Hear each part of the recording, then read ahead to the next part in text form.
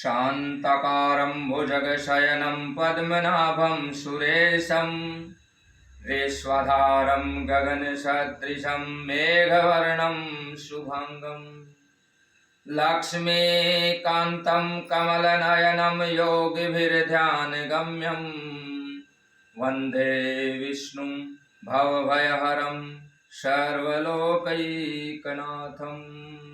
ओम श्री सत्यनारायणाय नमः। गुरुर्ब्रह्मा गुरुर्विष्णु गुरुर्देव महेश्वरा गुरुर्साक्षात् परम ब्रह्म तस्मै श्री गुरुवे नमः। बोल श्री सत्यनारायण भगवान की जय। एकदा नेमि सारण्ये ऋषय शोनकादय परपक्षोन्मुन्य सर्वे सूतम पौराणिकम खलु।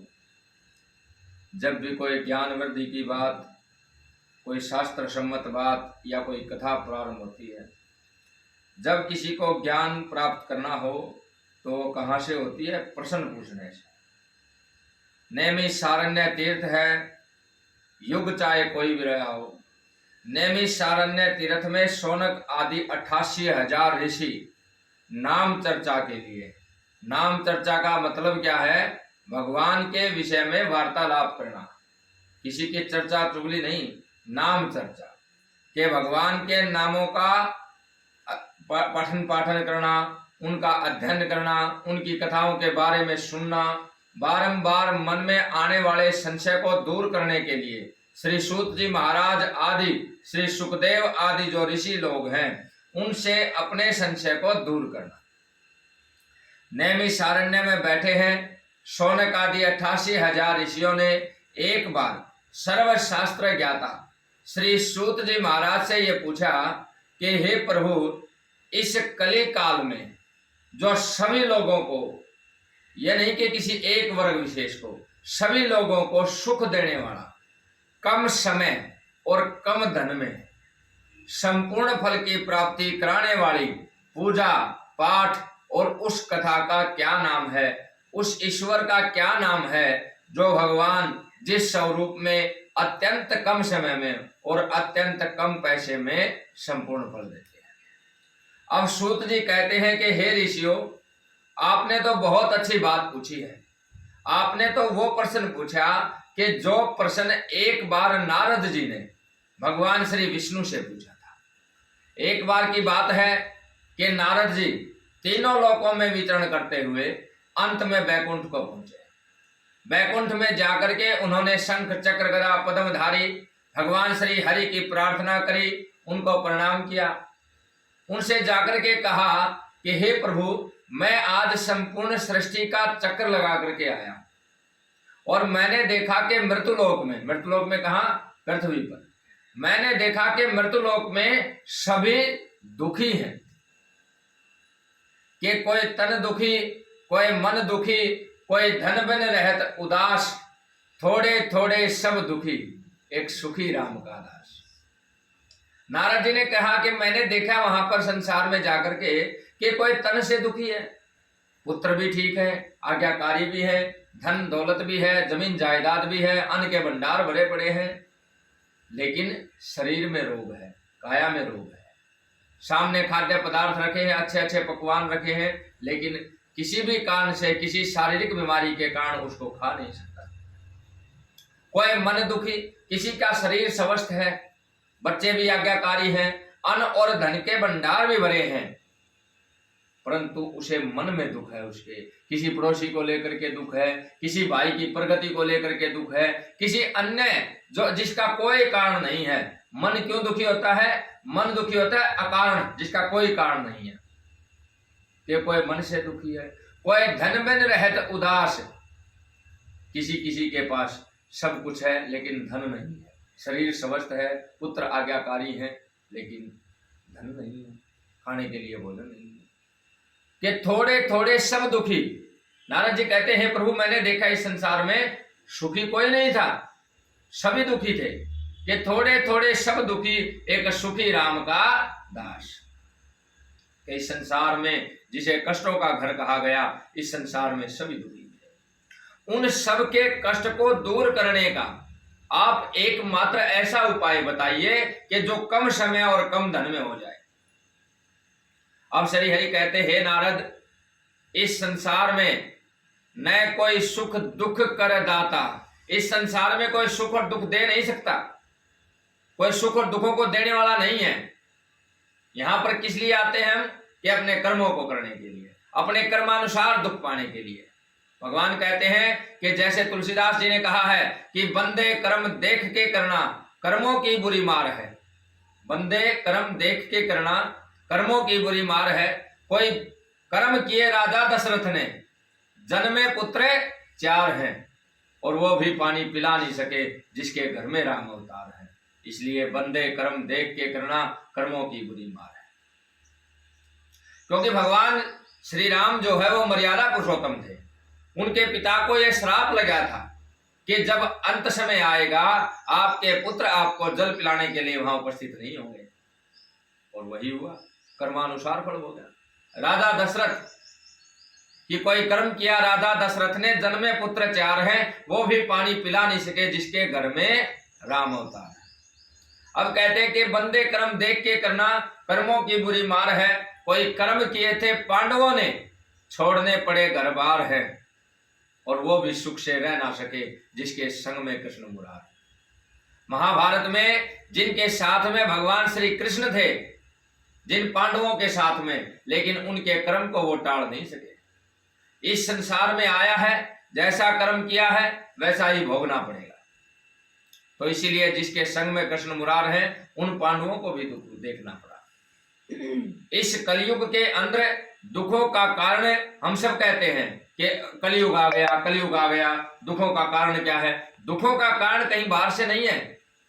ना कोई किसी को दुखी कर सकता। अगर कोई किसी को दुखी कर सकता तो अपने शत्रु को कौन जीने देता? उसको दुखी दुख देता। ना कोई किसी को सुखी कर सकता। अगर सुखी कर पाता तो अपने पुत्र को, अपनी पुत्री को, अपने भाई को कौन दुखी होने देता? अपने माँ बाप को कौन दुखी होने देता? रामचरितमानस में कहा है, न कोई सुख दुख कर दाता, कोई भी सुख और दुख का दाता नहीं है।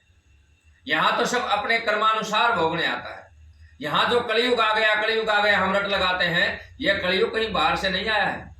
इस कलयुग को हमने आए। हम कलयुग को कहां से ला करके आए हैं? कि हमने अपने जीवन का आचार व्यवहार, हमने अपने रहन सहन का व्यवहार, इन सब को खत्म कर दिया। जैसे कि हमने अपने खान पान में दया नहीं रखी। हम धीरे धीरे धीरे धीरे शाकाहारी से मांसाहारी तक होते चले गए। राक्षस लोग जो होते थे, हम युगों में सुनते हैं, कथाओं में सुनते हैं, राक्षस आगे, राक्षस आगे। राक्षस वो जो टीवी में दिखाए जाते वो सींगों वाले राक्षस नहीं होते थे। जो मांस भक्षण करता था, जो जीव के प्रति दया नहीं करता था, जो माँ बाप की सेवा नहीं करता था, उसे राक्षस कहा गया था। तो जीवों पर दया कौन करेगा? जो मांस ना खाएगा, जो काट काट करके उन्हें खाएगा, वो दया कैसे करेगा? उसके मन में दया कहां से होगी? कि हमने अपना खान पान का व्यवहार बदल दिया। हम प्रोटीन, विटामिन इनके चक्कर में पड़ करके कि एक जीव को मारने से मिलता है। अरे एक जीव को मारने से अगर प्रोटीन विटामिन मिलता, कितने दिन वो शरीर चलेगा? और जो शाकाहारी होगा उसका कितने दिन चलेगा? क्या मांस मदिरा खाने से, मांस खाने से क्या आयु बढ़ जाती है? देखा आपने कोई 300 साल जीता हुआ, डबल आयु होगी उसने, जीव काट काट कर देखा है। ये निर्दयता, दया खत्म हुई। और इसी कारण से पुत्र अपने माँ बाप को, अपने भाई बहन को मारते हुए दया नहीं करता। ये हमारे खान पान के कारण आया। जैसा हमने खाया अन्न वैसा हमारा। अब दूसरा कलयुग का कारण क्या है, जिसके कारण हम कहते हैं? धर्म के 7 स्तंभ बताए। 7 स्तंभों में सबसे मुख्य स्तंभ गाय है। मुख्य स्तंभ गाय है। दूसरा विप्र है। तीसरा वेद है। चौथा सती पतिव्रता स्त्रियां, 5वां संत है। 6ठा सत्यवादी पुरुष है। 7वां न्याय प्रिय राजा है। पहला जो स्तंभ है उस गाय को, पहला स्तंभ धर्म का क्या है? गाय को 84 लाख योनि में एकमात्र ऐसा प्राणी है जिसका मल और मूत्र खाया पिया जा सकता है, जिसका रोम रोम में देवता बसते हैं। उस गाय को हमने ये कह करके कि घर में जगह नहीं है, कहां रखें? घर में जगह नहीं है। गाय को ये कह करके बाहर छोड़ दिया कि घर में जगह नहीं है, लेकिन गाय को बाहर छोड़ना कोई बात नहीं है, क्योंकि छोटे छोटे मकान हो गए, उसमें कहां गाय को। इससे कलयुग का वास नहीं हुआ कि गाय को बाहर छोड़ दिया। कलयुग का वास जब हुआ जब आप गाय की जगह कुत्ते को अंदर ले आए। उसका नुकसान क्या है, हम एक ही पॉइंट से उसको देखेंगे कि गाय के अंदर भाईचारा जो है, उनकी संगत जो है वो कैसी है। आप गौशालाओं में जाएंगे, आप देखेंगे लाखों लाखों गाय आप देखेंगे कि इकट्ठी बिना बंधे खड़ी है। जब एक गाय को कोई रोटी आदि देगा तो दूसरी गाय उसको मारेगी नहीं कि मारने दौड़ेगी और मार देगी उसको। कभी ऐसा आपको देखने को नहीं मिलेगा, क्योंकि उन्होंने, हमारे बुजुर्ग जो थे वो गाय के साथ रहते थे। 7-7, 8-8, 10-10 भाई बहन होने के बावजूद भी, 7-7, 8-8, 10 होने के बावजूद भी, और वस्तुओं का अभाव होने के कारण भी, ना खाने पीने की इतनी चीजें थी, ना ठाठ बाट की इतनी चीजें थी, अभाव होने के बावजूद भी हमारे जो बड़े बूढ़े थे, बुजुर्ग जो थे, उन्होंने भाईचारा दिखाया। अगर बड़ा भाई बीमार है, छोटे भाई के मुंह पर ऐसा रहता था कि तू उदास क्यों है, वो कहता था आज भाई का बुखार है, मेरा मन नहीं लग रहा। लेकिन आज हमने ऐसे प्राणी के साथ रहना शुरू कर दिया, जिस प्राणी का स्वभाव ही ऐसा है कि वो अपने भाई को ही देख के खुश नहीं है, कुत्ते को कुत्ता देख करके खुश नहीं है। हमारे बच्चे कुत्तों के साथ रहने लगे, हमारे बुजुर्ग गाय के साथ रहते थे तो स्वभाव गाय जैसा था, हमारे बच्चे कुत्तों के साथ रहते हैं तो स्वभाव कुत्तों जैसा है। ये संगत का फर्क है, जिसकी जैसी संगत है वैसा उसकी रंगत जरूर चढ़ती है। जिस प्राणी को यह माना गया, किसी प्राणी से द्वेष किसी शास्त्र में नहीं लिखा, जिस प्राणी को यह माना गया कि घर के दरवाजे के बाहर ही ठीक रहेगा, हम उसको अंदर ले आए। अब उसका तीसरा, कलयुग का तीसरा कारण क्या है? एक दिन में 24 घंटे, एक दिन रात, 1 घंटे में 60 मिनट, और आज सुबह 7 बजे से कल सुबह 7 बजे तक 1440 मिनट। आज सुबह 7 बजे से लेकर के कल सुबह 7 बजे तक हमारे पास 5 मिनट भी ये नहीं है कि हम अपने माँ बाप के पास बैठे, 5 मिनट। अब उसका क्या नुकसान है? उसका नुकसान क्या है कि वो माँ बाप जो बुजुर्ग हैं, जो 50-60 साल के पास हैं, जिन्होंने अपना जीवन जिया है और जिंदगी में हर चीज अनुभव करी है, उन्होंने नुकसान टोटा भी अनुभव किया है, उन्होंने फायदा भी अनुभव किया है, उन्होंने भाइयों से दूर रहना भी देखा है, उन्होंने भाइयों में मिल करके भी रहना देखा है, उन्होंने एक चीज के लिए लड़ाई भी की है और उन्होंने एक चीज को छोड़ करके भी देखा है। अब वो क्या समझाएंगे आपको कि कुछ नहीं है भाई। लेकिन हम अपने परिवार में, मान लीजिए 300 गज का मकान है, 2 भाइयों का है, और एक भाई ने 152 गज जो बना लिया, अब 2 गज ज्यादा बना लिया। अब उस 2 गज के लिए अगर वो किसी पड़ोसी से सलाह लेता है कि भाई मेरे भाई ने 2 गज फालतू बना लिया है, तो वो क्या सलाह देगा? कोर्ट केस कर दे, अच्छा वकील देख ले, तेरे से कमजोर है तो सिर में ईंट मार, उसके साथ लड़ाई कर, लड़ करके अपना हक ले। लेकिन अगर वही सलाह अपने माँ बाप से लेगा कि बड़े भाई ने मेरा 2 गज फालतू बना लिया, क्या सलाह देगा? तेरे बाप समान है, बड़ा है तो क्या हुआ, बना लिया, तेरे बाप समान है, कोई बात नहीं बेटा। अगर छोटा है तो क्या कहेगा? तेरी औलाद समान है, तेरे बड़का बरगा है। अगर 2 गज ज्यादा बना लिया तो क्या बात होगी? अर्थ सिर्फ जमीन से नहीं है, हर चीज से मतलब है। जब भी कोई नुकसान आएगा, जब भी कोई पड़ोसी, कोई दुश्मन कुछ नुकसान करके जाएगा, माँ बाप क्या समझाएंगे? लड़ा नहीं करते, यही कहेंगे, लड़ा नहीं करते बेटा, कोई बात नहीं, खा गया तो खा गया, ले गया तो ले गया। लेकिन पड़ोसी या मित्र या कोई और क्या सलाह देगा? 2 ईंट मार करे, 1 मारी है तो, क्योंकि उसने इतना अनुभव नहीं किया ना, उसके नुकसान होगा तो तुझे क्या भोगना पड़ेगा। पिता ने ये देखा है कि मेरे बेटे के कुछ नहीं होना चाहिए, आर्थिक नुकसान हम कुछ भी बर्दाश्त करते कि माँ बाप को 1440 मिनट में से 1440 लिखते हुए पता चलता कितनी ज्यादा होती हैं, सिर्फ 5 मिनट अपने माँ बाप के लिए नहीं है। यह कलयुग का तीसरा कारण है। अब कलयुग का दुखों का, जिस कारण से कहते हैं हमें दुख है, दुखों का चौथा कारण क्या है? दुखों का चौथा कारण यह है कि हम जिस मकान के आगे लिखते थे अतिथि देवो भव, फिर हमने लिखा स्वागतम सुस्वागतम, फिर लिखा स्वागतम, फिर लिखा वेलकम, आज लिखते हैं कुत्तों से सावधान। अतिथि का अर्थ क्या है? अतिथि जिसका आने का समय ना हो, और देवो भव वो भगवान स्वरूप है। अब जिस घर में, और कोई ये नहीं लिखता कुत्ते से सावधान, कुत्तों से सावधान, इसका अर्थ पता है क्या है? कोई रखता तो नहीं है, किसी का लिखा हो तो माफी चाहूंगा। इसका अर्थ क्या है कि उस घर में आदमी नहीं रहते, कुत्तों से सावधान। कुत्ता तो शायद एक ही होगा, लेकिन लिखते हैं बहुवचन में, कुत्तों से सावधान। जिस घर के आगे अतिथि देवो भव लिखा जाता था, यानी कि अतिथि सत्कार हमने बंद कर दिया, अपने माँ बाप की सेवा बंद कर दी, अतिथि सत्कार बंद कर दिया, खान पान में दया रही नहीं हमारे पास किसी प्रकार की, हमने सलाहकार बदल लिया, हमने संगत बदल ली, और मुख्य कारण संगत बदलने का, गाय की संगत छोड़ दी। गाय खत्म हुई, गाय खत्म गिनती में नहीं हुई, गाय की कदर कम हो गई। गाय खत्म हुई, गाय खत्म हुई, ब्राह्मण खत्म हुए, ब्राह्मण खत्म हुए, वेद खत्म हुए, वेद खत्म हुए,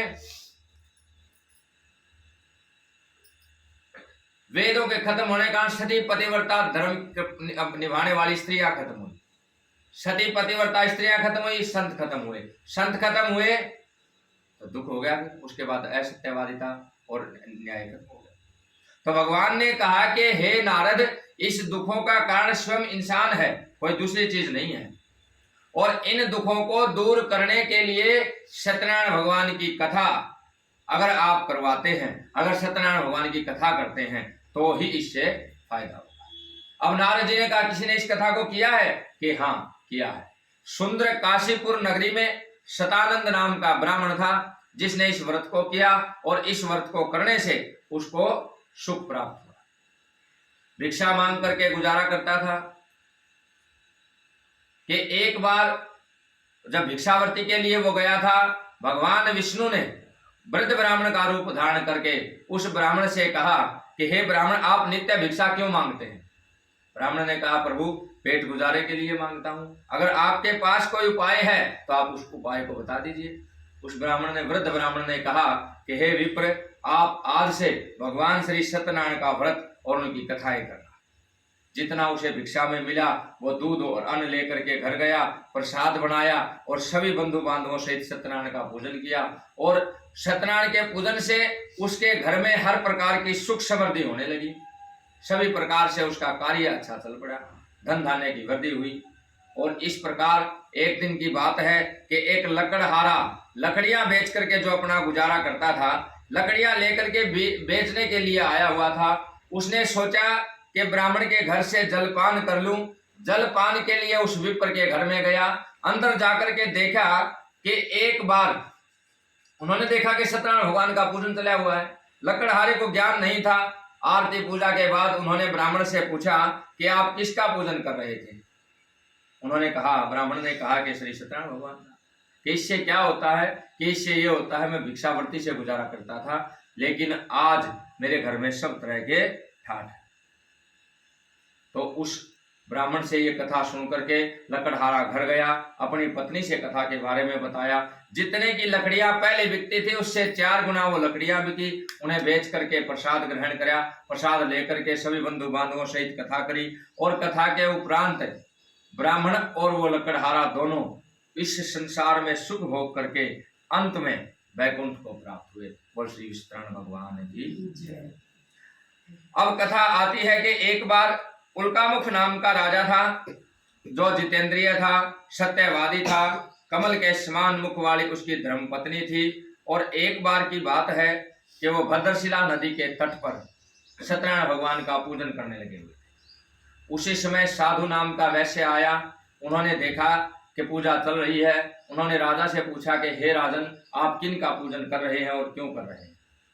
राजा ने बताया कि मेरे घर संतान नहीं है, संतान की प्राप्ति के लिए श्री सत्यनारायण भगवान का पूजन करने लगा हुआ। साधु नामक वैश्य ने कहा कि संतान तो मेरे घर भी नहीं है। वापिस उन्होंने आकर के अपनी पत्नी से कहा कि लीलावती, मैं अपने घर संतान नहीं है, विवाह को काफी दिन हो चुके हैं, आज से हम प्रण करते हैं कि जब हमारे घर संतान होगी हम श्री सत्यनारायण भगवान का पूजन करेंगे। ऐसा वचन किया। भगवान की लीला हुई और भगवान की माया से लीलावती गर्भवती हुई और 10वें महीने में चंद्रमा के समान सुंदर कन्या को जन्म दिया, जिसका नाम कलावती रखा। कलावती कन्या के उत्पन्न होने पर लीलावती ने अपने पति से कहा कि पतिदेव, आपने जो संकल्प किया था उस संकल्प को पूरा कीजिए, भगवान श्री सत्यनारायण का व्रत पूजन कीजिए। तो साधु नामक वैश्य ने कहा कि कन्या के विवाह पर इसे करूंगा। व्यापार के लिए बाहर चला गया। कुछ दिनों बाद वापस आया। आकर के देखता है कि कन्या कलावती जो है शादी के विवाह के लायक है। उन्होंने अपने दूत से कहा कि इसके लिए कोई वणिक पुत्र देख करके लाओ। वणिक पुत्र को ले आए, उसका विवाह किया और भगवान श्री सत्यनारायण की माया से मोहित होकर के साधु नामक वैश्य विवाह के समय भी श्री सत्यनारायण व्रत को भूल गया। व्यापार के लिए राजा चंद्रकेतु की नगरी में चला गया। एक दिन राजा चंद्रकेतु की नगरी में दो चोर चोरी करके भागे जा रहे थे। पीछे पीछे सिपाहियों को देखा। जो चोरी का सामान था, सिपाहियों के डर से उस सामान को उन्होंने वहां पर फेंक दिया, रख दिया जहां पर साधु नामक वैश्य और उसका जमाई ठहरे हुए। सिपाहियों ने उन दोनों को पकड़ लिया। जाकर के राजा को संदेश दिया कि आपकी नगरी में दो चोर ये पकड़ करके लाए हैं, इन्हें सजा दें। राजा ने कहा कि इन्हें मेरे पास क्या लाना है, इन्हें कारागार में डाल दो। राजा की आज्ञा से उन्हें कारागार में डाल दिया गया। उधर कलावती और लीलावती दोनों दुखी हुई। घर पे रखा हुआ सामान भी चोरी हो गया और कलावती कन्या भूख प्यास से इधर उधर भटक रही थी। कुछ देर बाद शाम को वापस आई तो उन्होंने देखा